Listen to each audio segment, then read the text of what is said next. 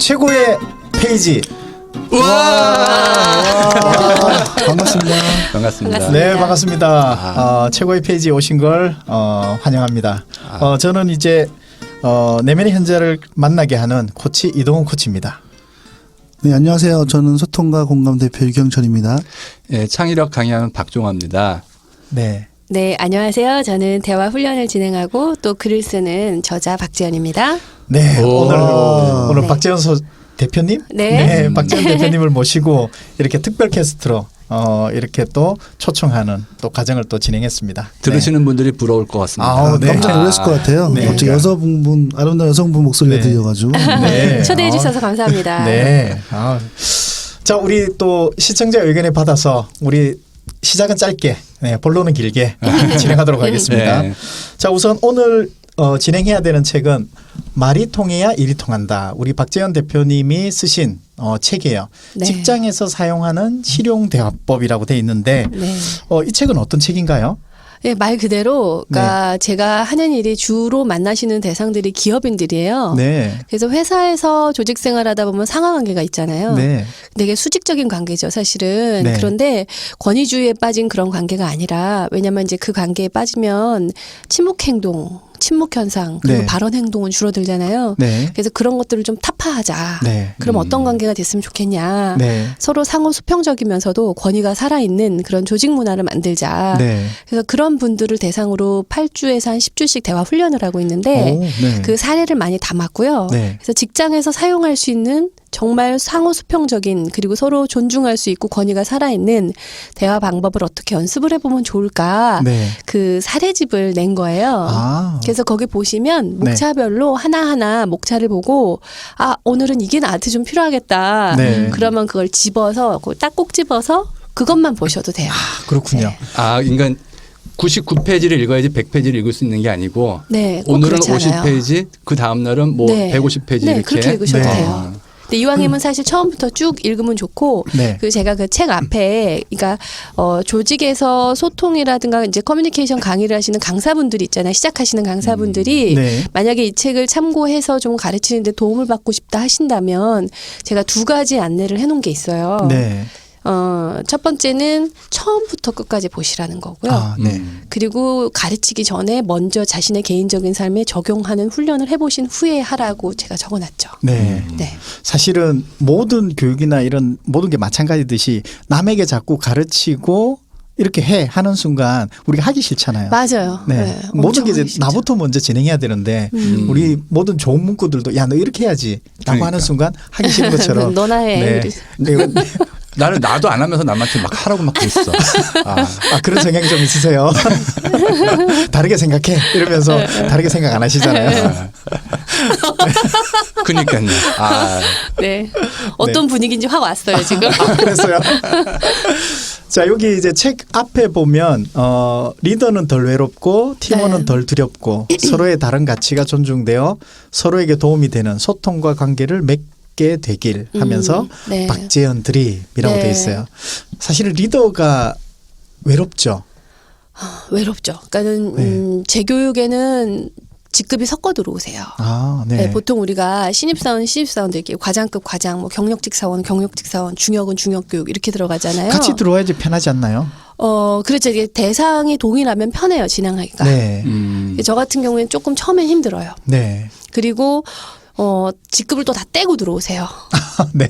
그러면은 어떤 경우에는 전무님, 상무님, 팀장님, 과장님 이렇게 한 팀이 들어온 적도 있었고요. 네. 보통은 상무님, 팀장님, 차장님 이런 식으로 아니면 네. 팀장, 과장, 사원 이렇게 들어올 때도 있고요. 사원도 들어와요. 네, 사원도 들어올 때가 있어요. 흔치는 않아요. 네. 그런데 이제 보통 이제 대기업 같은 경우에 상무님부터는 독방을 쓰잖아요. 맞아요. 제가 최순실급이다 이분의 외로움은 이 고독함과 쓸쓸함. 그리고 이제 상무님들이 신임 중역 교육 같은 경우에는 특수 케이스라서 그럴 때는 이제 신임으로 상무님이 되신 분들 대상으로 교육을 들어가는데 네. 이분들이 이제 연차가 한 1년차, 2년차가 진행될수록 외롭다는 얘기를 많이 하세요. 네. 왜냐면 방을 들고 그러니까. 문 열고 들어온 사람이 좋은 일로 오겠어요? 안 좋은 일로 오겠어요? 그렇죠. 아. 보고할 대부분 때나. 보고하거나 문제 생겨서 오거나 이렇거든요. 그렇죠. 근데 팀장으로 있었을 때는 죽으나 싫으나 미우나 고우나 옆에서 웃는 것도 보고 농담도 같이 하고 막 이랬단 말이에요. 네, 예. 근데 지금은 그럴 기회가 없어지는 거예요. 네. 그래서 어느 상무님이 고백이 자기는 방문을 열고 들어오면서 상무님 죄송합니다만 이 말을 제일 듣기 싫다는 거예요. 음. 너무너무 지긋지긋하고 너무 네. 외롭다는 거죠. 네. 그래서 자기 예전에 한 사원 하나가 그냥 가끔 커피를 이렇게 주고 갔대요. 그 사람이 이제 바리스타 자격증이 있는 이제 사원이었는데 네. 되게 용감한 거죠, 사실은. 와가지고 네. 자기가 아침에 타운 커피를 주고 갔는데 네. 그 사원이 안 오는 날 그렇게 기다려졌다는 거예요. 네. 근데 그 사원이 여사원이어서 자기가 왜 안 오냐고 묻기도 좀 그렇고. 아, 그렇네. 네, 자기 딸뻘이기 때문에. 네. 그런데 와서 커피 한 잔 주고 가면 그렇게 반갑고 고마울 수가 없다는 네. 거예요. 아무 이슈 없이. 네. 문제 없이. 그저 밝은 얼굴로 커피 한 잔 주고 갔었던 네. 그 한 사람의 존재가 자신의 외로움에 엄청나게 도움이 됐다는 거죠. 네. 뭉클한데요. 네. 네. 근데 우리가 생각해봐도 친구 아버지한테 쉽게 가가지고 얘기하고 뭐 그러기 좀 어렵잖아요. 어렵죠. 김 대리가 뭐 박상무 보면은 진짜 친구 아버지 뻘인데 네. 쉽게 다가가기 좀 어려운 상황이긴 한데 사실은. 맞아요. 그것도 대리도 아니고 사원이었어요. 세대 차이라는 게 있잖아요. 세대 차이 있죠. 네. 그 어떻게 극복해요? 조직 안에서도 그 굉장히 많은데. 그걸 어떻게 극복해요? 그냥 사는 거지. 아, 그냥 살아야 되는 거죠. 세대 차이는 어떻게 극복이 돼요? 아, 안 되죠. 안 되죠. 네. 그런데 그 윗사람이 우리가 왜 꽃망주, 꼰대 이런 얘기 많이 하잖아요. 네. 꽃망주가 뭔지는 다 아시죠? 아니요. 꽃망주? 몰라요. 꼰대가 될 유망주를 꽃망주가 하는데 그래서 저 사람 지금 꽃망주인데 막 이렇게 얘기한단 말이에요. 오늘 하나 배웠다. 네. 꽃망주. 그리고 이제 그 다음 단계가 이제 꼰대가 되는 건데 네. 그 꼰대와 그 정말 좋은 상사의 차이는 조언을 하느냐 안 하느냐의 차이가 아니라 네. 조언을 어느 시점에 하느냐가 되게 중요한 것 같아요. 왜냐하면 우리가 정말 상무님들이나 전무님들한테 배울 게 없을까요? 있거든요. 네. 네. 세대 차이를 넘어간다는 건 내가 저 사람과 삶의 경험은 다르지만 저 사람한테 배울 게 있고 배우고 싶다라고 해지는 순간 세대 차이는 그냥 넘어가지는 거잖아요. 네. 그런데 맨날 내 어릴 때 그랬고 내가 왕년에 이랬고 이런 소리에 맨날 쭉 지그러대면 네. 솔직히 그런 얘기를 들으면서 세대 차이 핑계가 더 올라오는 거죠. 네. 세대 차이 나서 대화가 안 돼. 막 이런 거. 네. 네, 그러니까 그거를 상무님들이 한번 물어만 봐도 돼요. 네. 내가 그거랑 관련돼서 과거에 좀 경험이 있는데 한번 들어볼래? 라고 물어만 봐도 돼요. 물론 근데 듣기 싫다고 해서. 그런데 할 수 없잖아. 듣기 싫다고. 네, 그렇지만 그걸 묻느냐 묻지 않느냐의 차이도요. 상당한 거예요. 클 것 같아요. 네. 물어야지. 커요. 네. 그런데 보통은 상무님이 안 바뀌지 신입사원은 바뀔 준비가 돼 있잖아요. 이 상무님이 굉장히 중요하다. 네. 그래서 그분들을 위해서 또 이렇게 많이 얘기를 좀 네. 알려주시고 네. 상무님의 마음을 열 수 있도록 네. 그렇게 해주시면 좋을 것 같습니다. 네. 저 혹시 유영철 대표님께서는 뭐 하실 말씀? 저요? 간단하게 소감을 말씀드리면 네. 저도 예전에 이 책을 읽었어요. 그래서 네. 이걸 전 2부로 샀는데 나오고 나서 얼마 안 돼서 읽었고 또 책을 또 읽었는데 저도 이제 소통 쪽 뭐 가기도 하고 하니까 네. 느낌이 많이 좀 달랐어요. 그러니까 예를 들면 기본적으로 책 자체가 이제 좀 따뜻한 느낌이 들었다고 해야 되나? 네. 그러니까 구체적인 사례들을 다뤄주면서 그것들이 어떤 문제가 해결해가는 것들이 네. 그냥 이렇게 스킬 위주의 얘기보다는 진짜 네. 이렇게 마음을 좀 건드리는 그래서 좀 공감되고 감성적인 느낌 네. 그래서 더 좋았던 것 같아요. 네. 그렇죠. 제가 이 책을 쓸 때 조심하는 부분이 있는데 제 책이 지금 3권이 나왔는데 3권 다 네. 뭐뭐 해야 합니다라는 말을 거의 안 써요. 뭐뭐 하면 좋겠습니다. 이렇게 한번 해볼 필요가 있을 것 같습니다. 네. 이런 것은 중요합니다. 맞아요. 그러니까 우리가 바로 전번 책이 라틴어 네. 수업이라는 책이었는데 오. 그 책의 특징이 뭐였냐면은 그냥 그 존댓말로 글이 되어 있었어요. 뭐뭐다 아니라 뭐뭐십니다. 우리는 보통 글 쓸 때 뭐뭐다 그쵸. 맞아요. 이니까 뭐 이렇게 하는데 합니다, 했습니다 이렇게 네, 해가지고 네. 야 되게 뭐 겸손하신 분이고 존경스럽다 했는데 네. 이 책도 보니까 그렇게 높임말로 쓰셔가지고 네, 자 존댓말 쓰죠. 저 다음번 책엔 무조건 높임말로 쓰려고. 그 책의 성격에 따라 다른 거 아닐까요? 아니 성격 모르겠어. 성격 아무튼 무조건 높임말로. 아니 다르게 생각해서 높임말 쓰지 마시고요. 명사로 끝내보는 건 어떨까요? 모르겠습니다. 아무튼. 네. 어떻게 생각하셨어요? 어떻게 보셨어요? 네, 이 책 소감에 대해서 어떻게 보셨어요? 저는 이 책 읽고 사실은 저는 뭐 대화하는 책 거의 안 읽어봤어요. 그리고 뭐 이런 거에 대해서 정말로 관심도 없고 막 그렇게 생각을 했는데 이거 읽어보고 또 한편으로는 이런 것도 있을 수 있구나라고 사실은 생각을 좀 했던 것 같아요. 그리고 네.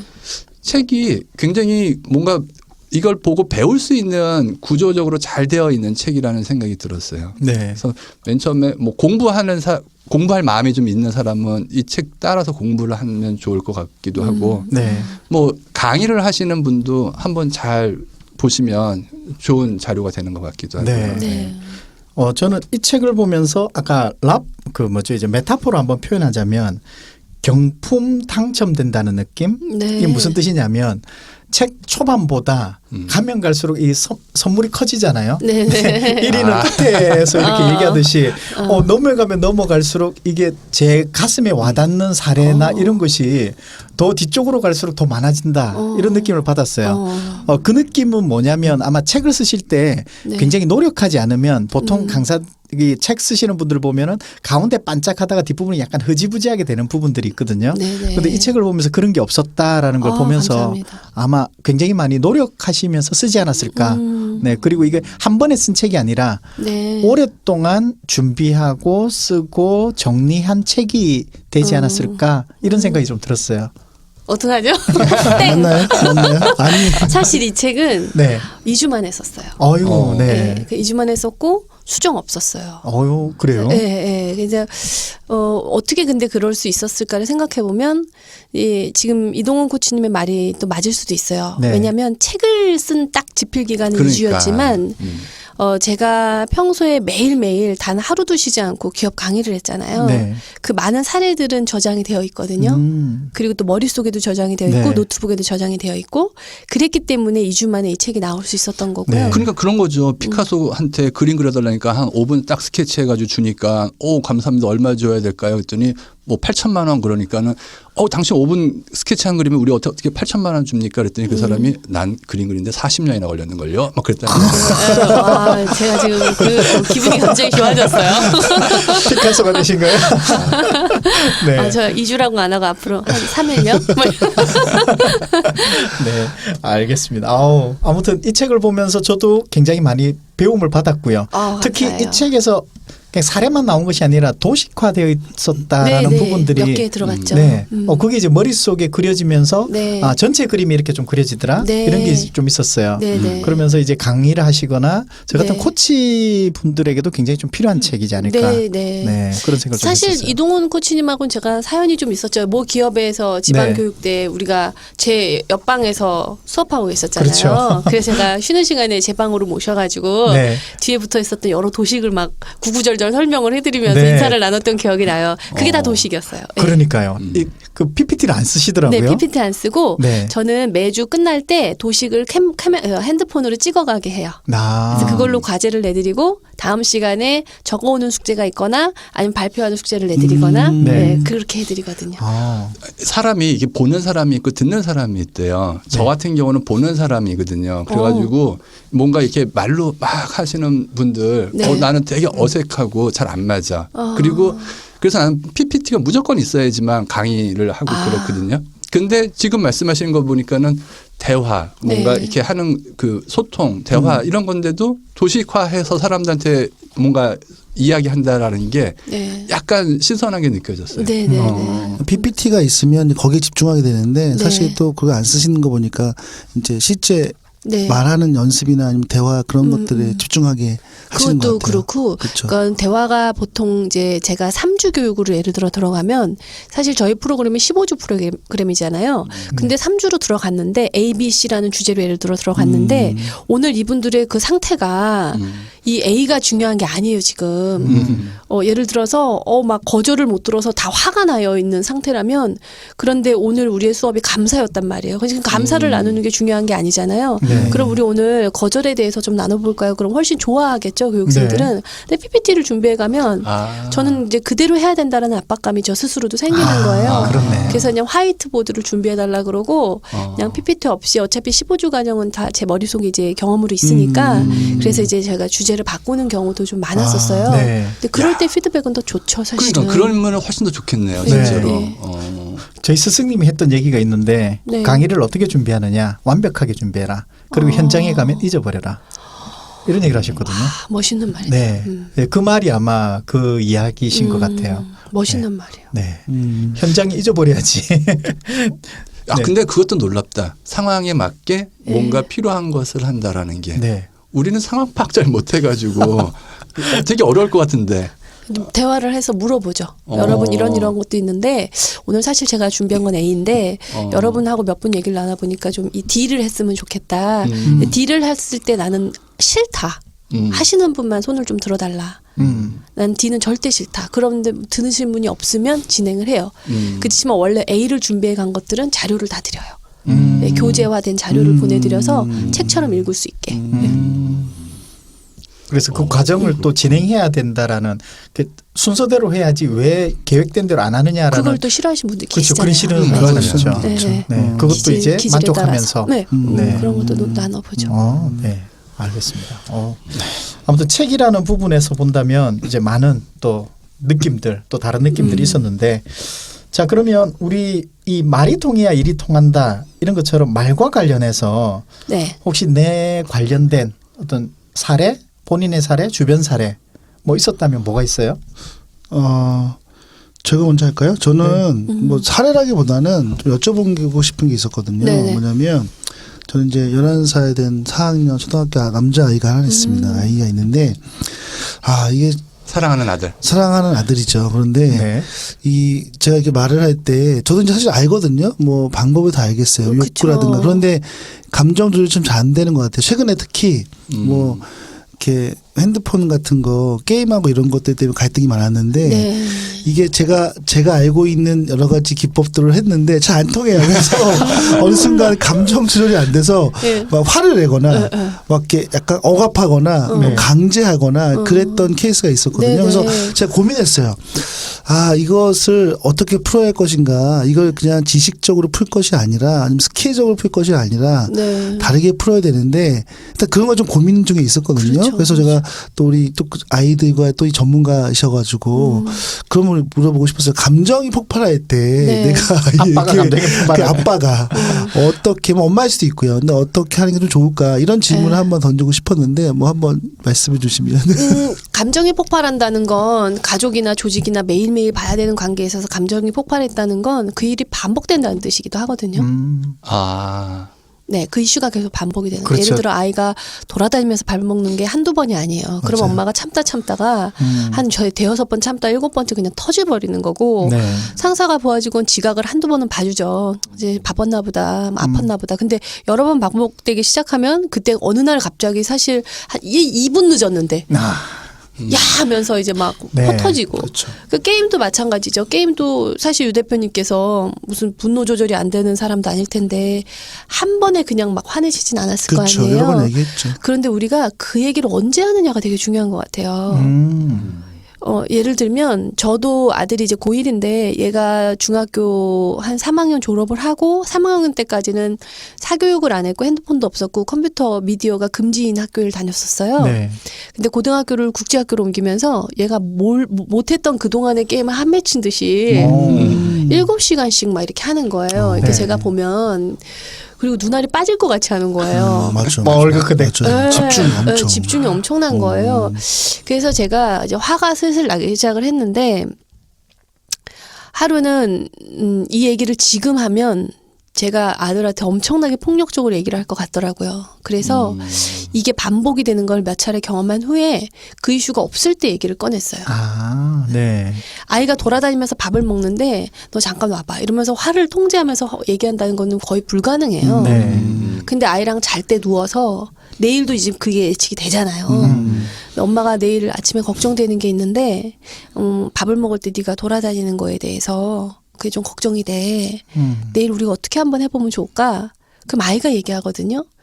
우리가 누군가하고 행동을 변화를 촉진할 때 쓰는 대화 방법이 두 가지로 나뉠 수가 있는데 하나는 변화 대화고 하나는 유지 대화예요. 네. 그런데 고등학생이 담배를 피면 너 담배 피는 거 나쁘니? 나쁜 거 알지? 네. 너 이거 끊어야 되겠지? 네. 이건 유지 대화. 걔한테는 이게 변화 대화를 걔가 한 게 아니라 엄마가 하고 있는 거예요. 근데 담배는 왜 끊어야 된다고 생각하니? 몸에 나쁘니까 담배는 끊어야죠. 네. 제가 지금 이제 변화 대화를 하기 시작한 거거든요. 근데 엄마 아빠들은 컴퓨터 게임하는 아이를 보면 너 컴퓨터 게임 너무 많이 하는 것 같지? 네. 너 좀 줄여야 되겠지? 네. 부모 입장인데. 유지돼요. 어떻게 할래? 아 근데 잘 못하겠어요. 얘 잘 못하겠어요. 이걸 얘기를 버렸단 말이에요. 네, 그러니까 아들하고 얘기하실 때 두 가지인데 하나는 타이밍을 게임을 하고 있을 때 얘기하면 안 되고 아빠도 아들도 기분 좋을 때 뭐 아들아 아빠가 하나 너 아들하고 좀 대화를 좀 문제를 같이 해결하고 싶은 게 있다. 하고 얘기를 해보는 거예요.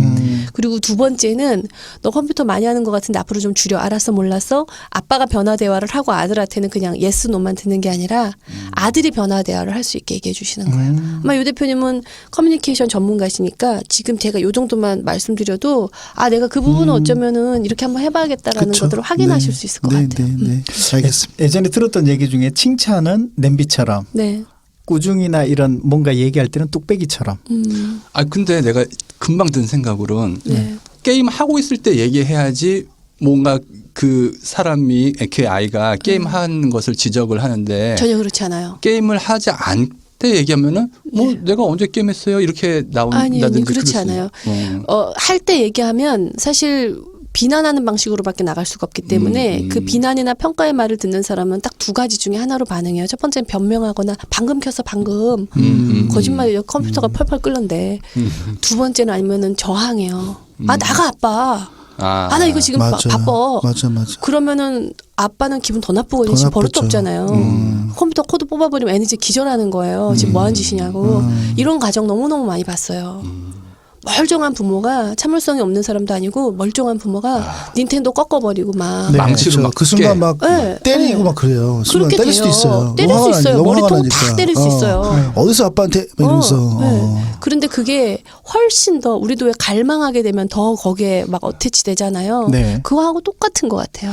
그러니까 이제 이 말이 그거 같아요.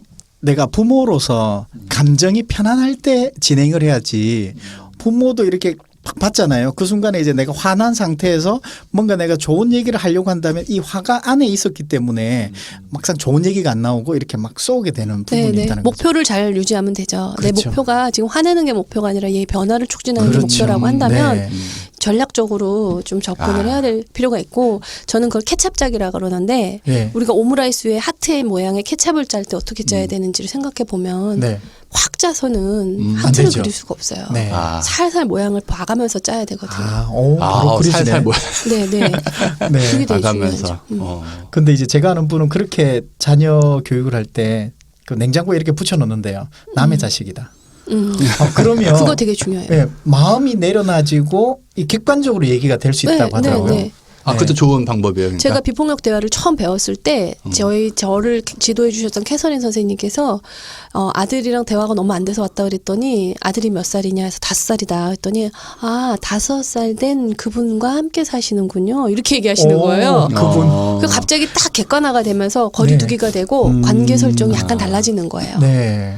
5살 된 그분은 뭐라고 하시던가요? 이렇게 얘기를 막 저한테 오. 물어보시는데 네. 그러니까 저도 갑자기 애가요 뭐 내 새끼가 그 새끼가 막 이 말이 나중에는 사람한테도 그게 막 이렇게 하자 사무라처럼 되잖아요. 네. 근데 아 그 아이가요 하면서 마치 다른 집 애 아, 얘기하듯이 네. 그러고 있는 제가 있는 그렇네. 거예요. 되게 도움이 됐죠. 네. 우리 가정에는 그분들이 아 그분들이 네. 사시니까. 하나 해야 되겠고. 네, 네. 객관하는 것. 네, 그거 중요합니다. 네. 근데 하나는 사실 게임은 애들의 되게 놀이 문화죠. 네, 어느 정도 좀 같이 하세요. 네, 그래서 하게 하고 있어요. 네, 네. 저는 안 좋아해서. 안 좋아요? 네. 아, 저는 어릴 때 오락만화 웃어가지고. 네. 자, 우리 저는 박정호 대표님. 뭐 다른 얘기 하려고 그랬었는데 네. 그 얘기 듣고 나서 그 얘기 말고 나 다른 거 여쭤보고 싶어요. 네. 네. 우리 아들 말을 너무 못해. 몇 학년이세요? 몇 학년은 아니고 성인이거든요. 네네.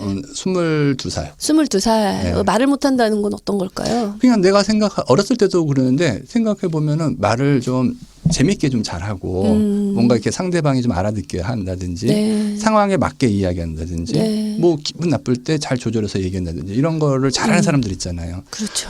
근데 그냥 생각해 보면 너무 못하는 것 같아. 논리적이지 않고 그런 건가요? 아니면 자기 표현을 잘 못하는 건가요? 다 포함해서 잘 못하는 것 같아요. 아들이 22살이라고 했잖아요. 네. 박정화 대표님의 22살은 어땠어요? 아니 뭐 그렇게 생각하면은 뭐 나도 마찬가지니까 그러니까 나도 마찬가지니까 좀 배워보고 마찬가지였어요? 저도 그랬어요 네. 사실은.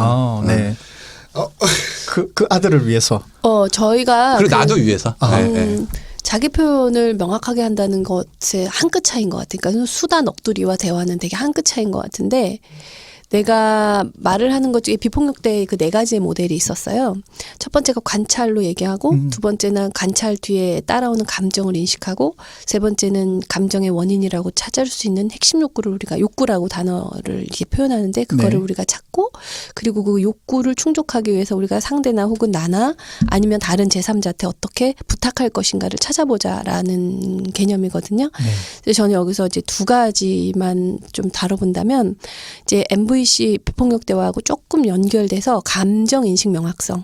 내가 무엇을 보거나 들었을 때 내 실제로 느끼는 감정이 무엇인지를 인식할 수 있는 능력을 키우는 거예요. 그리고 두 번째는 이 감정 조절 전략 중에 하나가 자신의 욕구에 근거된 자기 표현이거든요. 예를 들면 난 오늘 아침에 정말 정신 하나도 없었다. 진짜 시간이 어떻게 가는지 모르겠다. 넋두리잖아요. 근데 내가 오늘 아침에 그 전철을 탔는데 한 13곳 정거장을 가야 되는데 자리가 없는 거야. 그래서 계속 서서 오는데 굉장히 피곤하더라고. 생각을 해보니까 그때 내가 좀 휴식이 필요했던 것 같은데 어제 내가 한 10시간을 일을 했었더라고. 그래서 오늘 나한테 필요한 게 휴식이라는 걸 알았어. 그래서 오늘은 낮잠을 한 최소한 20분이라도 차에서 좀 자야 될 것 같아. 라고 얘기를 한다면 여기에는 목표가 말하려고 하는 구체적인 나의 원하는 방식이 다 드러나요 있거든요. 나 오늘 아침에 기분 끝내줬어가 아니라 내가 아침에 눈을 떴는데 우리 집사람이 미역국을 끓여놓은 거야. 근데 난 내 생일인 것도 까먹고 있었어. 처음엔 되게 당황스러웠는데 점차 먹으면서 되게 감사해지더라. 내가 우리 아내랑 13년을 살았는데 그 아내가 내 생일을 기념해주고 나를 챙겨준다는 게 나한테 되게 만족스럽더라고.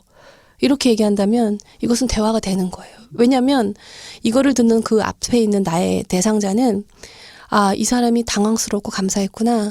뭔가 누군가로부터 돌봄을 받고 사랑받다는 거 이 사람한테 되게 중요했구나. 이거를 들을 수가 있었거든요. 그래서 말하는 사람이 말을 잘한다는 건 결국 저는 말을 잘하는 방법을 가르치는 사람은 아니지만 정확하게 내가 무엇을 원하는지를 표현하는 것. 그러니까 즉 의도의 문제거든요. 말을 한다는 건 그러니까 자신의 의도를 정확하게 담아낼 수 있도록 아들을 도와주면 좋겠죠. 그래서 얘가 막 뭐 이렇게 얘기를 할 때 시험도 망쳤고 오늘 뭐 별로고 막 이렇게 얘기하면 네가 뭔가 잘하고 싶었는데 그게 좀 뜻대로 오늘 안 된 하루였니? 이렇게 물어봐 줄 수 있겠죠. 그게 그 아이한테 맞다. 내가 오늘 원하는 게 있었는데 그게 좀 잘 안 된 하루였구나. 그걸 아이가 알아차릴 수 있다면 다음번에는 말할 때 기분 더러워. 이게 아니라 진짜 자기가 원하는 걸 말할 수 있는 능력을 키워가는 것 같아요. 우리 다 똑같은 그 상황이니까 말을 네. 좀 잘하고 싶은 사람은 지금 말씀하신 것처럼 자기의 감정을 잘 이해하고 인식하고 뭔가 말하려고 하는 의도를 잘 한번 전달하려고 생각을 하고 그거예요. 네. 그러면 대화가 되게 재밌어져요. 그러면서 거기에 추가적인 것들은 부수적으로 집어넣고 뭐 유머를 넣는다든지 이런 건 부수적으로 집어넣고 그리고 듣는 사람도 자기 사례를 또 떠올릴 수 있고 왜냐하면 나도 당황스러웠던 적이 있어. 나도 내 생일날 이런 일이 있었어 하면서 자기 얘기도 할 수 있잖아요. 저는 그 유머라는 게 되게 중요한데 핵심이 없는 유머는 저는 핵심이 없는 유머를 하는 그 대화 속에 제가 있을 때 전 시계를 자꾸 보게 돼요. 내가 여기서 지금 뭐 하는 거지? 여기서 굉장히 의미 찾기가 힘들어서 그런 만남은 제가 잘 안 하는 편인 것 같아요. 아재 개그 이런 사람들 싫겠네요. 아재 개그나 막 이런 거. 공허한 개그. 근데 그저 웃고 싶을 땐 좋아요. 사람에 따라서 다를 수 있겠네. 네. 그렇죠. 네. 네. 선생님이 아재 개그 하면 괜찮을 것 같아요. 네. 그러니까 뭐 저 있어요? 환영하면서 듣겠습니다. 지금 이야기하고 조심해야지 생각했는데. 아니에요. 마음껏 웃어드리겠습니다. 네. 우리 그 옷을 입는 걸 보면 옷을 잘 입는 사람이 있고 스타일이 있는 사람이 있잖아요. 옷을 말도 잘 그런 입는다, 것 같아요. 스타일. 네, 말도 말을 참 잘하는 사람이 있는데 잘하는 사람이 저 있고. 사람만의 스타일로 이야기하시는 분이 있는 것 같아요. 근데 그런 의미에서 본다면 우리가 잘 입게 하는 것보다는 그 아이의 스타일을 잘 그렇죠. 네, 그게 아마 방금 말씀하신 박지원 대표님이 얘기하셨던 그런 자기 어떤 욕구 이런 부분들에 대해서 얘기를 하고 전달하는 것 아마 이게 중요하지 않을까 하는 생각이 들었어요. 네. 요즘 20대 초반에 그 대학생들 같은 경우에 학교 같은 데서 특히 상담 이제 대학원 같은 데 공고 같은 게 이렇게 많이 붙어 있는 것 중에 하나가 뭐냐면 발표 불안 없애는 그런 클래스를 많이 열어줘요. 네. 저는 그게 되게 안타까워요. 그러니까 대학교 지금 20살, 21살, 22살 요 나이대의 학생들이 네. 워낙 SNS로만 대화하고 뭐 이별도 사랑도 다 카톡으로 하기 때문에 네. 정작 많은 사람 앞에 눈을 마주치면서 자신의 의사를 전달하는 능력은 굉장히 떨어지는 거예요. 그래서 굉장히 많이 열리거든요. 예, 그럴 때 지금 가슴 아프죠. 그 노력도 되게 중요한 것 같아요. 그렇네요. 네. 근데 처음에 지적하신 것처럼 너 22살 땐 뭐 했어라고 얘기한 것처럼 네. 이게 우리 아들 얘기가 아니라 다 우리 얘기인 것 같아요. 우리 얘기. 아닌데요? 저는 아닌데요? 저도 동의하기 힘들지만 저는 굉장히 내성적이었어요. 중학교 때까지 그런 거 있잖아요. 제가 누구지? 이런 사람. 네, 손 들고 발표하지 못하고 거의 고등학교 때까지 그런 삶을 살았던 것 같아요. 네네. 존재감 없는. 네. 네. 그리고 조용히 사는 것이 저는 이제 눈에 띄지 않고 사는 것이 저에게는 평화였어요. 그렇구나. 네. 괜히 눈에 띄고 이러면 굉장히 불편했어요. 네, 그런 부분이 있어서. 그런 분이 어떻게 강의를 하게 됐는지 또 그러게 말이에요. 진짜 대단해요. 인생은 모르는 거야. 맞아. 인생은 맞아요. 모르는 것 같아요. 맞아요. 네. 예. 저는 이제 제가 궁금한 것 중에서 하나가 네. 제가 우리 소통 공감을 얘기할 때 네. 제가 와이프가 뭐 이 얘기를 하는데 많이 힘들었구나라고 얘기를 해요. 네. 그러면 와이프가 뭐라고 얘기하냐면 네. 진정성이 안 느껴져. 네. 이렇게 돼요. 영혼이 없어. 이러면 내가 진정성을 어떻게 넣지? 이게 저한테는 이제 고민이 되기도 네, 해요. 네. 네. 그럼 뭐라 그러셔요? 뭐라 그러셨어요? 그러면은 그런가 하고 그냥 말아요. 아니 막 강요해 뭐 주장해야죠. 진정성 있다고. 진정성 들켰기 때문에. 그렇게 됐구나. 진짜로 그러는 거예요, 그러면? 진짜가 아니라 영혼이 없었던 거예요? 아니 뭐 영혼 우리 보통 그렇게 하면 얘기를 안 하잖아요. 그렇죠. 얘기를 안 하면 왜 당신은 코치인데도 왜 이렇게 힘든데 왜 얘기 안 해줘? 이래요. 그러면 이제 그 다음에 또 힘들어하면은 많이 힘들어? 이러면 진정성이 안 느껴지는데 이러면 갈수록 힘들어지더라고요. 네, 네. 제가 이제 마지막에 하는 얘기가 내가 당신을 공감할 수 있다면 세상의 모든 사람들 다 공감할 수 있을 거다. 당신이 가장 힘든 사람이야. 이렇게 농담 반 이렇게 얘기를 하거든요. 그때 이렇게 진정성을 어떻게 보여줄 수 있을까? 우리도 기업에서도 보면 많은 리더들이 처음에는 그랬어. 많이 힘들었군 하지만 자꾸 듣다 보면 진정성이 안 느껴지는 것 같은데. 이렇게 있을 수 근데 있잖아요. 이 코치님 그거는 진정성을 들킨 거죠. 네. 그렇군요. 내 의도를 그대로 들킨 거니까 진정성이 없다는 거는 아닌 것 같은데 네. 저는 공감 트레이닝 할 때 저희가 2주차 때 공감 트레이닝이 들어가거든요. 네. 1주차는 우리가 왜 공감하지 못하는지에 대한 요소를 좀 다루는데 네. 그 공감 트레이닝 들어갈 때 제일 중요한 건 의도를 확인하라라는 거거든요. 그 의도는 내가 지금 호기심을 가지고 조금 침묵하면서 관찰의 태도로 저 사람의 말을 들을 마음이 있느냐 없느냐. 스스로 좀 돌아봐야 되네요. 그래서 없을 때는 하지 않거나 네. 아니면 지금 들을 수 없다라고 차라리 솔직하게 얘기하라 그래요. 제가 제 얘기를 들어줬던 사람들 중에 제가 말을 하면서도 그 사람한테 되게 서운했었던 기억이 있었는데 나한테는 되게 중요한 얘기였는데 그 사람 별 의미 없이 듣고 있는 거예요. 네. 예를 들어 핸드폰을 본다든지 이렇게 뭐 장어 딴짓 하다가 갑자기 다른 얘기를 한다든지 네. 그 말은 내 얘기를 안 듣고 있었다는 얘기잖아요. 난 되게 중요한 얘기였는데. 네. 그때 제가 돌아서면서 무슨 생각을 했냐면 아니 제대로 안 들을 거면 오늘 뭐 안 듣겠다고 말을 하든가 네. 남은 실컷 지금 속상해서 얘기하는데 저거 뭐 하는 짓이야. 다시는 안 보고 싶더라고요. 네. 너무 서운해서. 네. 그런데 그 사람 입장에서 생각해 보면 그 친구가 이제 저를 위로해 준다고 밥을 사는 자리였었거든요. 네. 나왔지, 차 타고 나왔지, 시간 썼지, 에너지 썼지, 돈 썼지. 네. 그리고 저한테 욕 먹었지. 네, 최악인데. 그래서 제가 공감을 훈련을 해보고 나면 사람들이 너무 좋았다 그래요. 네. 그런데 질문을 해요, 어떤 분이. 그런데 선생님, 이렇게 살면 지는 다 빠질 것 같아요. 그럴 수도 있을 것 같은데. 네, 그렇죠. 그래서 제가 의도를 가질 때만 해라. 당신이 한 번이라도 먼저 다가가서 내가 그런 의도가 있을 때 그 사람이 들어달라고 할 때 들어주지 말고 먼저 네. 다가가서 물어봐라. 들어줄 의도가 있는 날 네. 오늘 나랑 점심 먹으면서 얘기 좀 해볼까? 네. 그리고 그때 정말 귀담아 들어라. 왜냐면 오늘은 의도가 있고 마음의 상태가 괜찮으니까. 네. 그렇게 몇 번을 해주면 어느 날 그 사람이 이제 안심을 하고 어느 날 나한테 오겠죠. 네. 이제 항상 잘 들어주는 줄 알고. 네. 그런데 그때는 내가 못 듣겠다라고 할 때는 솔직하게 얘기해라. 차라리. 그게 지금 너한테는 되게 중요한 얘기 같은데 내가 오늘은 시간이 한 10분 정도밖에 없다 보니까 네 얘기를 좀 주의 깊게 듣기가 조금은 사실 힘들겠다. 네. 우리 내일 얘기하면 어떻겠냐.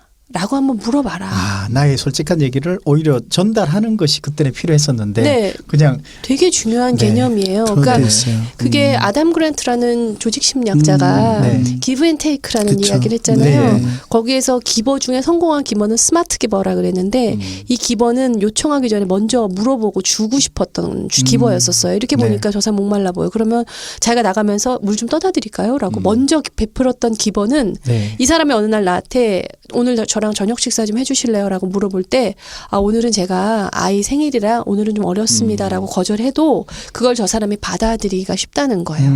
근데 셀플레스 기버 그냥 주기만 했던 기버는 네. 먼저 다가가서 제가 드리겠습니다를 요청한 적이 없고 네. 그저 물 좀 떠다 주세요라고 하면 그제서야 싫은데도 아 예 알겠습니다 하고 떠갖고 왔기 때문에 이 사람이 느끼기에도 진정성이 없는 거예요. 이 네. 사람은 그냥 지금 싫으면서 하는구나. 그렇네. 네. 그러니까 이게 관계도 아담 그랜트 교수의 그 맥과 이어서 네. 우리가 적용해 볼 수가 있거든요. 네. 그래서 이 코치님께서 어쩌면 그게 처음에는 관계가 더 힘들어질 수도 있지만 뭐야 지금 내 얘기를 이제 듣지도 않겠다는 거야? 라고 나올 수도 있겠지만 네. 여보 나는 가끔 내가 들을 힘이 없는 상태에서 당신이 어떤 이야기를 할 때 그거를 내가 억지로 들어준다는 걸 알게 됐어. 그리고 그게 되게 미안하더라. 그래서 내가 좀 들을 수 있을 때 내가 당신 얘기를 들었으면 좋겠어. 네. 그렇게 말해보는 게 전 도움된다고 생각해요. 네. 그리고 좀 전에 말씀하신 것처럼 평소에 진정성을 보여주시는 그렇죠. 평소에 먼저 여보 오늘 나랑 산책할래? 그러니까 이렇게 먼저 해서 이렇게. 먼저 네. 얘기한다면 그땐 굉장히 다를 거예요. 그러니까 어떻게 보면 여기 나오는 욕구를 이렇게 좀 더 상대방이 전달하는 그렇죠. 거. 그렇죠. 내가 그렇죠. 제가 들어줄 그런 에너지가 없을 때는 사실 그렇죠. 다 그렇잖아요. 힘들어요. 네. 맞아요. 그때 얘기하는 게 맞는 것 네. 같아요. 네. 네. 저는 아들한테도 솔직하게 얘기하거든요. 네. 네. 그렇네요. 네. 네. 내일 얘기했으면 좋겠다. 엄마가 오늘은 솔직히 기운이 좀 없다. 네. 알겠습니다. 네. 자, 이제 우리 다음은 최고의 페이지로 넘어가도록 최고의 하겠습니다. 페이지. 네. 자, 우리 각자 최고의 페이지가 있으실 것 같은데, 자, 어떤 페이지가 가장 기억에 남았는지 우리 박종화 대표께서 이제 책을 펼치셨어요. 네. 아니, 사진을 찍으셔가지고 안경을 벗기게 그래, 안경 벗어야 돼요? 노안이어가지고. 아, 네. 마음이 짠합니다. 그러니까 네. 그 제가 그 밑줄 한 번 근 거는 네. 밑줄 두 번 근 부분은 67페이지인데요. 대화란 사랑이 있어야 가능한 것이기 때문입니다. 요 말이 되게 많이 와닿았어요. 대화랑 사랑이 있어야 가능한 것이기 때문입니다. 그렇죠. 근데 사실은 이렇게 생각해 본 적 별로 없었거든요. 네. 그냥 말을 잘한다, 상황에 어떻게 전략적으로 머리를 써가지고 네, 이야기한다 네, 네. 이런 생각 정도만 해봤는데 네.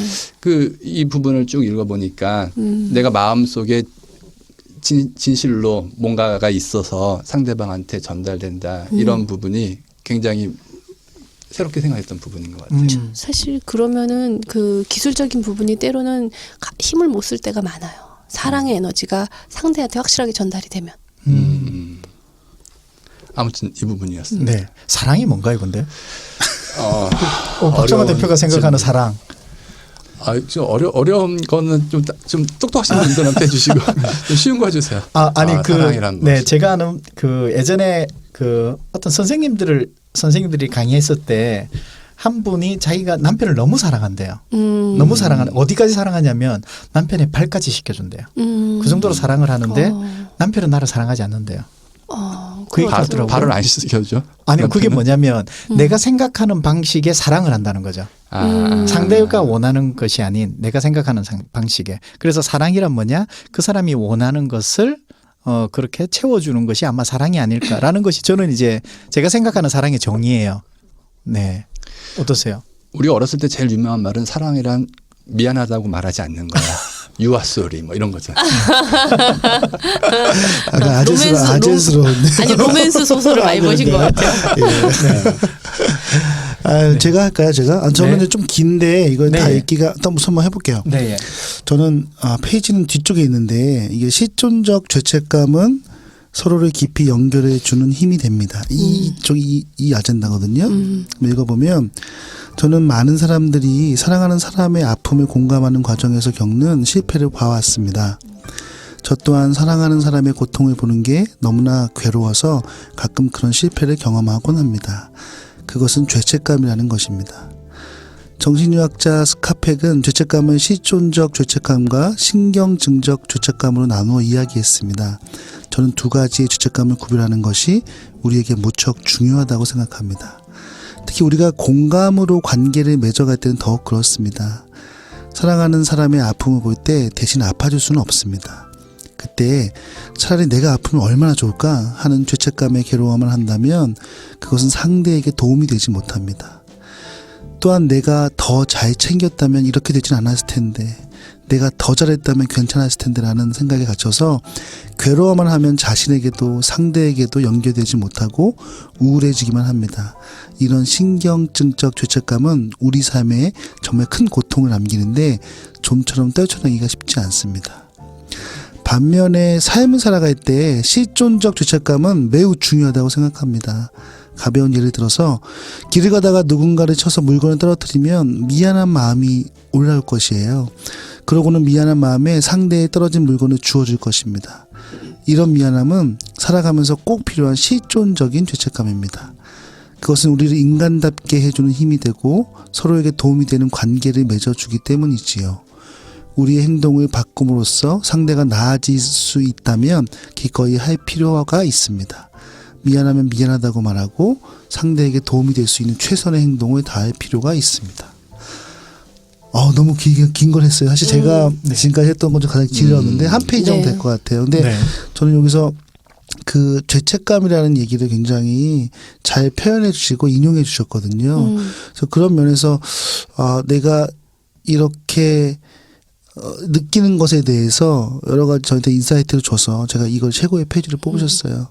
그래서 이것에 대해서 한번 조금 멘트 해줄 수 있는지. 사실 그 부분은 네. 제가 이번에 나온 엄마들에 대한 엄마의 말하기 연습에서도 다뤘던 내용이고요. 네. 교보문고에서 이제 제 책이 베스트셀러가 되면서 특강 문의가 많이 오는데 그 특강 주제가 다 그 죄책감이에요. 굉장히 저도 좋아하는, 제가 썼으면서도 제가 좋아하는 구절이라서 네. 지금 유 대표님이 읽으시면서 최근에도 제가 며칠 전에도 그 부분을 다시 봤었거든요. 그래서 저도 되게 반가웠어요. 저거는 굉장히 중요해요. 왜냐면 신경증적인 죄책감이 있는 경우에는요, 많은 리더들이 조직에서 자기가 미안하다는 말을 잘 못해요. 그리고 안 하려고 하고, 왜냐면 그 자체가 굉장히 수치스럽거든요. 네. 그리고 아니면 비굴해져요. 그렇죠. 내가 리더인데. 네, 되게 그러니까 내가 뭔가 부족하고 결함이 있는 사람이고 내가 나쁜 사람이에요. 나는 정말 형편없는 사람이고 나 구제불능이야. 라고 할 때 자신감도 떨어져요. 그리고 이게 상대한테도 별로 도움이 안 돼요. 왜냐면 우유부단해지고 결정을 못하고 내가 뭔가 능력이 없는 것 같고 부족한 사람이라는 생각이 점점 강해지면 우울해지기 때문에 밑에 따르는 사람들도 굉장히 답답해져요. 근데 네. 그런 사람한테 함부로 말도 못해요. 왜냐면 또 자기 땅굴을 파니까. 네. 그래서 그건 건강한 방식이 아닌데 실존적인 죄책감으로 그거를 변화시키는 노력은 되게 필요하거든요.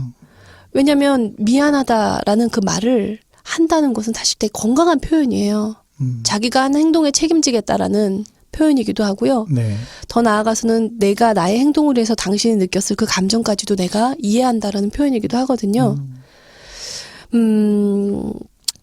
조직에서 많은 리더들이 자신의 한 행동에 대해서 자기 기만으로 빠지지 않을 수 있는 네. 유일한 방법은 자신의 행동을 루미네이션 반추해서 그 부분에 대해서 내가 후회한다, 미안하다라고 말할 수 있는 능력이죠. 제가 아들을 키울 때도 하루는 자기가 잘못한 게 아닌데 선생님이 사과하라 그래서 너무 화가 났다고 계속 얘기를 하길래 잘했다 그랬어요.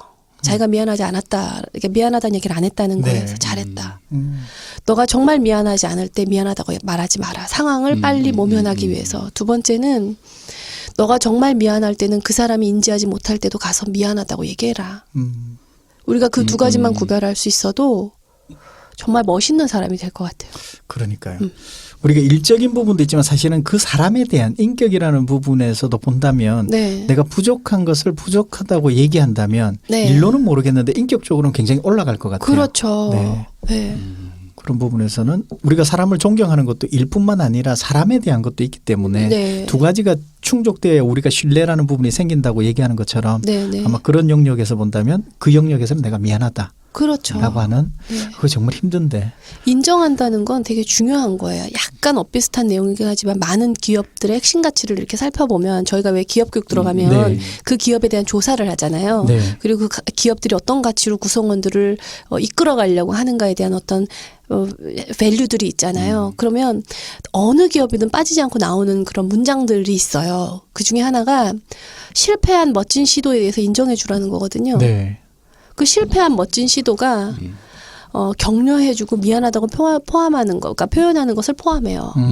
그래서 우리가 아까 이것이 일로 들어갈 때 미안하다고 말하는 것이 과연 일로도 효율적일까? 많은 실험 결과가 그걸 나타내주고 있어요. 네. 리더가 자신의 과오에 대해서 자기 기만에 빠지지 않고 미안하다고 말했을 때, 실존적인 죄책감으로 말했을 때 조직원들이 정동적 몰입 상태로 들어가는 확률들, 네. 그리고 조직원들이 다시 신뢰를 회복하는 이유들, 그리고 그 리더십에서 잃어버렸던 진정성을 회복하는 일들. 네.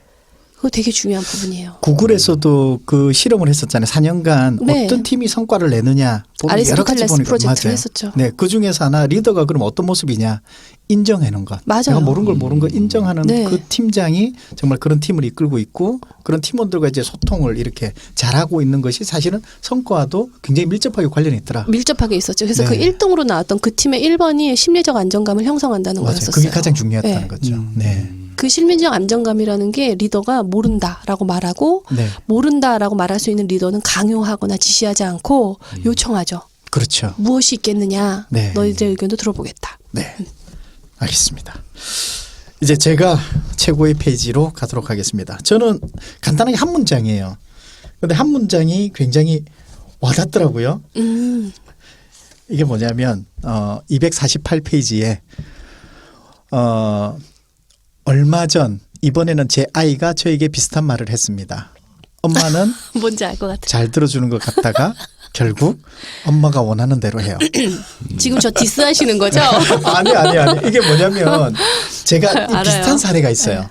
비슷한 사례가 뭐냐면 이번에 두 분은 아시는데 책과 관련해서 어떤 분이 저한테 이건 뭐냐 왜 도용했느냐 라고 이렇게 해서 나왔고요.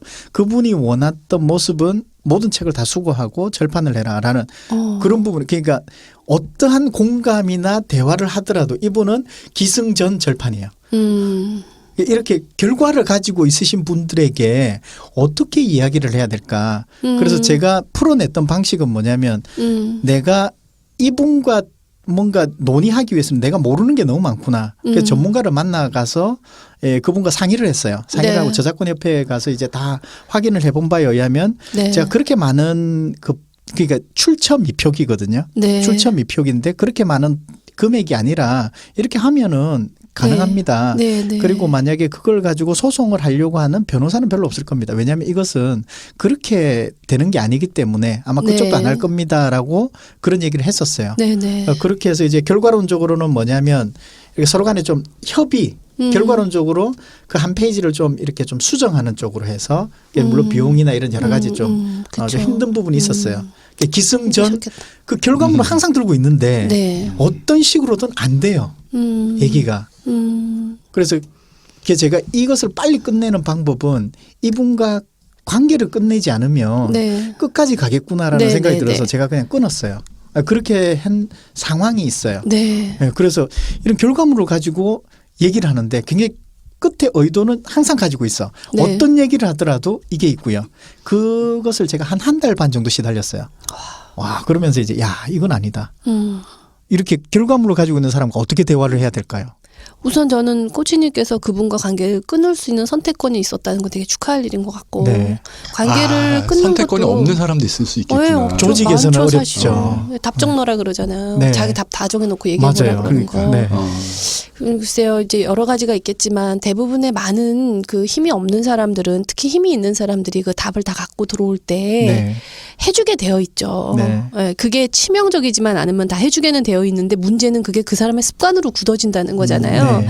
그래서 줄 때도 제가 어느 책에서 그거 봤는데 원하는 것이 아니다. 어떻게 원하는 것을 얻는 것인가. 네. 다이아몬드 스튜어트 교수가 네. 그 와튼 교수님 그 책에서 제가 봤던 것 같은데요. 예외를 인정하고 주라는 그 문구가 나오더라고요. 네. 이렇게 주는 것이 보편적인 게 아니다. 내가 당신이 지금 원하는 대로 해주는 것은 정말 예외라는 건 당신이 반드시 알고 있길 바란다라는 얘기를 확실하게 하고 해주라는 거예요. 네.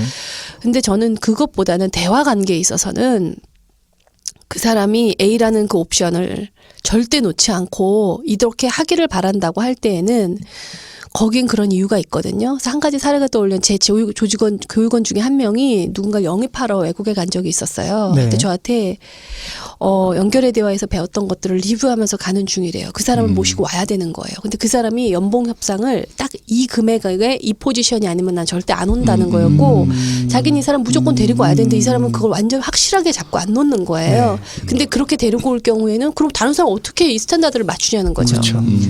그래서 이분이 무슨 얘기를 했냐면 이제 비행기를 타고 갔잖아요. 그래서 그분의 옛날 얘기부터 다 들어드렸더래요. 왜 그 사람이 그걸 그렇게까지 놓지 않는지. 예를 들어 나는 뭐 사장이 아니면 안 온다라고 하면 이분이 왜 사장이 아니면 안 되는지 그 얘기를 들었더니 이분이 자기 형이 하나 있는데 형이 자기보다 항상 잘 나갔다는 거예요. 그래서 자기가 그 형보다 못 나가는 상황으로는 고구로 돌아갈 수 없다는 거예요. 가족들이 자기 무슨 꼴을 보겠냐는 거예요. 야, 너 이거 하려고 한 거 같냐. 그래서 그 마음을 충분히 이해해드리고 아무튼 그분이 원하는 포지션은 좋지만 금액 조정은 굉장히 이쪽이 원하는 대로 잘 데리고 온 케이스가 있었어요. 네. 그래서 그 이유를 잘 들어보면 그래서 그리고 그걸 공감적으로 들어주게 되면 의도를 좀 내려놓고 네. 그러면 그게 좀 풀릴 때도 있기는 있더라고요. 그러니까 이렇게 들어줄 수 있는 상황이 사실은 안 되어서 별로 안 되죠. 네. 그럴 때는 테이커인 경우가 되게 많잖아요. 근데 네. 아담 그랜트 교수도 늘 얘기하는 게 테이커는 가급적 빨리 끊어라.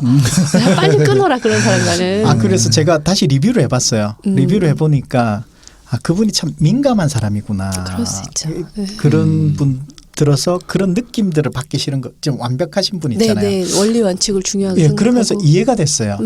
이해가 되니까 밉지가 않더라고요. 맞아요. 그게 중요하더라고요. 네. 아, 이해가 되니까 밉진 않구나. 네. 코치님이 하신 방법에 실제로 말씀하신 방법들을 하셨네요. 생각해보니까. 그렇죠. 그 방법대로 이제 다 처리해 줬고요. 그러면서 메일로서는 끝낸다라고 말씀을 드렸고 왜 전화까지 하기가 좀 어려워서 그냥 메일로서 이제 제가 처리 상황을 알려드리고 그만하겠습니다. 네, 라고 네. 해서 딱 했는데 끝나고 나서 왜냐하면 이해가 안 되면 미운 게 계속 남아 있잖아요. 예, 그렇죠. 그것을 왜 그럴까라고 생각하면서 좀 며칠간 생각을 해보니 그 사람은 그런 성향이었고 그렇게 타고났었고 뭐 이런 생각이 드니까 되게 미운 사람이나 열받는 사람을 그냥 그대로 그냥 끝나는 게 아니라 왜 그럴까 네. 뭐 이런 거를 한번 생각해보고 좀 뭔가 파악이 되면 네. 이해가 되는구나. 네. 그러니까 그럴 내 것 같네요. 감정이 안 남아 그러니까 이 감정이 좀 심하게 안 남아있죠. 나를 위해서라도 네. 내 감정을 화난 감정을 또 그렇죠. 사실은 그 내려놓기 사람을 위해서. 위해서가 아니라 나를 위해서. 네, 나를 위해서 그 사람을 좀 이해했는데 이해가 어느 정도 되었기 때문에 이렇게 좀 편하게 진행할 수 있었던 것 같습니다. 용서랑 화해가 좀 다르잖아요. 근데 네. 용서는 어떻게 보면 또 다른 말로는 깊은 이해고 화해는 좀 문제 해결에 좀 더 가깝죠. 그래서 우리가 용서는 했지만 관계는 끊는 경우도 있고 네. 매일매일 보지만 용서하지 못하고 화해하는 관계로 남는 경우도 있고 네. 그렇죠. 그렇네요. 용서와 화해. 자, 우리 오늘 그 최고의 페이지를 함께 나눴는데 네. 혹시 우리 삶에 적용하기 위한 팁 하나 혹시 있다면? 팁. 네.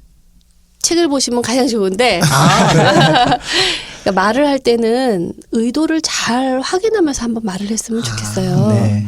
그러니까 남성분들이 여자분한테 아름답습니다라고 말을 해도 어떤 남자가 하는 말은 왜 기분 나쁘게 들리지 않고 네. 왜 어떤 사람이 하는 말은 기분 나쁘게 들릴까를 보면 자신의 의도를 확인하지 않고 말하는 사람들의 경우에 항상 오해를 많이 사죠. 말하는 사람 말이에요. 들어주는 사람의 의도를 얘기하나요? 아니 말하는 사람이 자기 의도. 아, 네. 내가 말하는 사람이 지금 저 여성분의 에 대해서 내가 칭찬을 해주고 싶다. 그리고 굉장히 순수한 의도로 말을 한다면 표정이 다 드러나요. 네. 근데 자기가 의도를 확인해봤더니 좀 다른 게 좀 섞여 있는 것 같으면 안 해야 되겠죠. 뭔가 부탁할 거 있는데. 그렇죠. 예. 네. 그러니까 의도를 잘 확인하고 말을 해야 되는 책임을 좀 가졌으면 좋겠고요. 네. 듣는 사람의 책임은 분명히 있거든요. 듣는 네. 사람은 가끔 말하는 사람들이 사실 가끔이 아니라 대부분 의도를 잘 모르고 말하는 경우가 많아요. 네. 의도 없이. 네, 그냥 문제 해결에만 집착하지 그 맞아요. 문제가 해결되면 어떤 욕구들이 충족되는지 파악하는 게 자신의 의도를 보는 건데 네. 그걸 모르고 말한다는 거예요. 그냥 밥 먹으러 가자. 무조건 파스타야, 파스타 이렇게 얘기하지 파스타 먹으면 뭐가 좋은지 잘 모른다는 거예요. 네. 그러니까 듣는 사람들이 저 사람이 어떤 의도를 가지고 저 말을 하는 걸지를 해석을 잘 해주는 게 말을 자꾸 보는 게 아니라 그 사람의 의도를 좀 잘 해석해 주려는 노력을 해주는 네. 게 듣는 사람의 책임 같아요. 말하는 나의 의도를 내가 한번 생각하고 하고 말하기 듣는 사람은 들을 때는 말하는 사람의 의도를 제대로 해석하려고 올바르게 노력하기. 해석하려고 노력하기. 네. 자기 뜻대로 해석하는 거 말고. 내 마음대로가 아니라 저거 분명히 저거 나 조종하려고 지금 나한테 잘했다고 말하는 걸 거야. 이런 자신의 생각을 믿지 말고 그 사람의 의도는 뭐였을까를 이해하려고 노력해 보는 거죠. 네. 자, 오늘 이렇게 함께 1시간 가까이 나눴는데 오늘 간단하게 이 팟캐스트 하면서 소감이 어땠는지 우리 유경철 대표부터. 아, 네. 시간이 너무 짧네요. 금방 지나갔어요. 1시간이. 네. 너무 금방 지나가서 저는 그런 생각이 들었어요. 그러니까 사실 우리 박 전 대표님 영상도 보고 여러 가지 사전에 책도 읽고 했는데 실제 만나 보니까 사람은 더 좋다. 감사합니다. 네.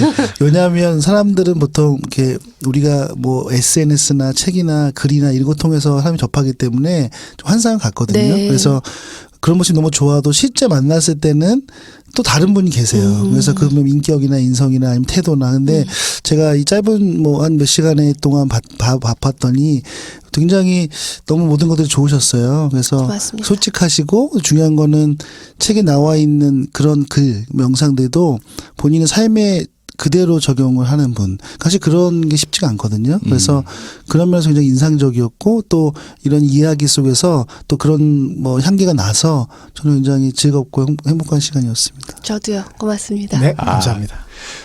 저는 아직까지도 흥분이 가라앉지 않아가지고 특별하게 말이 잘 정리가 안 됩니다. 근데 네. 아무튼 오늘 만나서 너무너무 좋았습니다. 네. 고맙습니다. 저는 오늘 느낌이 사람마다 다 향기가 있다고 하는데 오늘은 그 좋은 향기를 맡고 돌아가는 것 같은 그런 느낌이 들어서 너무 좋았던 것 같습니다. 오늘 유경철 대표에게도 향기가 나요. 네. 그런가요? 네, 그 전에 저 향수. 네, 감사합니다. 박재 네. 대표님의 한번 소감도. 네, 저는 정말 이게 나온 지가 꽤 그래도 된 책인데 이 책을 가지고 이렇게 초대해 주셔서 너무너무 감사하고요. 네. 그리고 또 각 분야의 전문가 분들이랑 대화를 나누니까 저도 굉장히 즐거웠고 이 팟캐스트를 듣는 많은 직장인 분들한테 우리의 지금 1시간의 나눔이 그분들의 조직의 삶이나 관계에 좀 도움이 되는 시간이 되었으면 좋겠습니다. 네, 꼭 그렇게 될 거라고. 왜냐하면 저희가 굉장히 도움을 받았거든요. 네, 감사합니다. 네, 아마 그럴 그렇게 될 거예요. 거고요. 자, 우리 다음 책 어떻게 되나요? 간단하게 설명드릴게요. 다음 책은 그 타이탄의 도구들이라는 거예요. 부제는 1만 시간의 법칙을 깬 거인들의 61가지 전략. 그래서 작년에 나왔던 것 중에 한데 잠깐 좀 되게 이슈가 됐었어요. 그래서 베스트셀러 나왔었는데 2017년에 아마존 종합 베스트셀러 1위, 뉴욕타임스 1위 이렇게 돼요. 1위라고 중요한 건 아니지만 또 우리 새로 나온 박지원 대표님 책도 베스트잖아요. 그렇죠? 네, 너무 좋으시겠어요. 벌써 6세 찍었다고 합니다. 네. 대단한 종합 거예요. 10위 안에 들어가 그러니까 계시더라고요. 대단한 거예요. 예. 부럽습니다. 그러니까요. 대만하고 판권 계약했습니다. 와우. 좋은 일이 계속 생기네요. 네. 축하드리고요. 예, 그래서 다음 뭐 사실 이 책을 제가 잠깐 봤는데 뭐 약간 자기계발서적인 좀 전형적인 책이긴 해요. 그런데 어쨌든 저희가 성장하기 위해서는 또 필요한 내용들이 많이 있기 때문에 그런 내용들에서 한번 같이 얘기해 보도록 하겠습니다. 네, 감사합니다. 자, 우리 오늘 1시간 동안 나눴는데 오늘 즐거운 시간 되셨습니까? 아, 너무 감사합니다. 네. 즐거웠습니다. 네. 자, 그럼 우리 마무리하기 위해서 우리 저자이신 우리 박재현 대표께서 말이 통해야 하면은 저희가 일이 통한다. 이렇게 마무리하면 좋을 것 같아요. 네. 자, 말이 통해야 일이 통한다. 와. 수고하셨습니다. 감사합니다. 수고하셨습니다. 네. 감사합니다. 수고했습니다. 아우.